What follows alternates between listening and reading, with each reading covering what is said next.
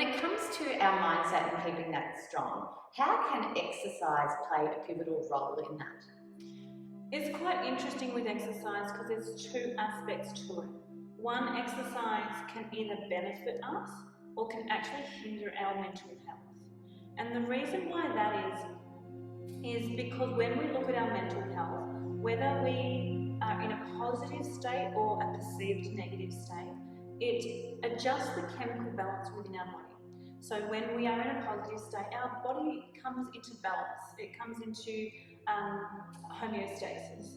But when we are experiencing emotions that don't feel great, that chemical balance is off balance. So, we might have more adrenaline come through, we might sit in fight or flight, things like that. The good thing about exercise is it does automatically balance that chemical structure within our body. So, mind you, it mainly works when we are doing aerobic exercise. So walking, not so much, but aerobic exercise, when we're getting our heart rate up, we're bringing that oxygen consistently into our body, it really does wonders. So what most of us do, unfortunately, is we do the exercise, we feel good, and then we go along our day.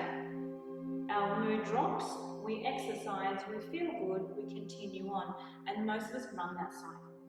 So what we're not doing is addressing the problem. So you're almost filling a void with exercise. 100%. So you can obviously, in your opinion, exercise too much then and not really focus on what's going on in your mind. Absolutely. I have a lot of people that, for example, bodybuilders are a really great example. When they're continuously doing a lot of exercise and a lot of strength training, and that it's actually to fulfill that emotional void.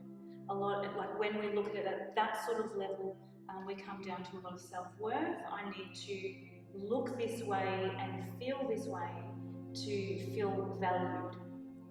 But on the flip side, exercise can be really helpful, that it does balance us, it brings us into more mental clarity. So when we become aware of it and aware that we're not feeling great, then we can address the problem. So that's where I look at emotional stress as like a three-phase solution, where we look at how do I feel, being aware of it, coming into a zone where, let's go back.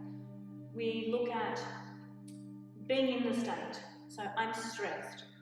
Then there's awareness that we are in the state, which not a lot of us can do sometimes. We're very good at being in the state and being stressed and being angry and acting from that state, but sometimes we need to just stop and acknowledge where exactly we are.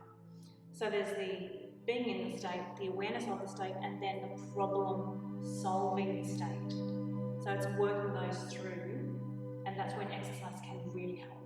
It's a real balance between how you integrate it into your life, I suppose. Anything can become addictive if we do it too much. Even meditation, would you agree with that? 100%. Meditation is exactly the same. It's scientifically proven that it does chemically bring us back into balance. It does bring forward those endorphins.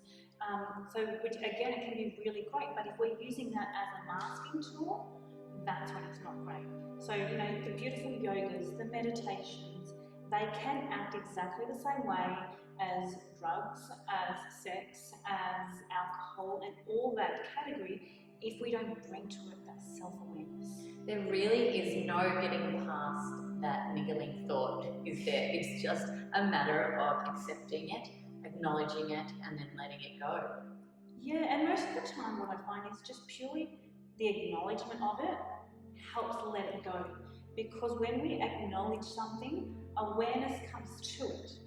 So when we are aware that, I am in a negative state, we actually disconnect the emotion from it, because we're looking at it from our observing mind. And the observing mind, no matter if we're 2 or 22 or 82, doesn't change. It still just is exactly what is, with no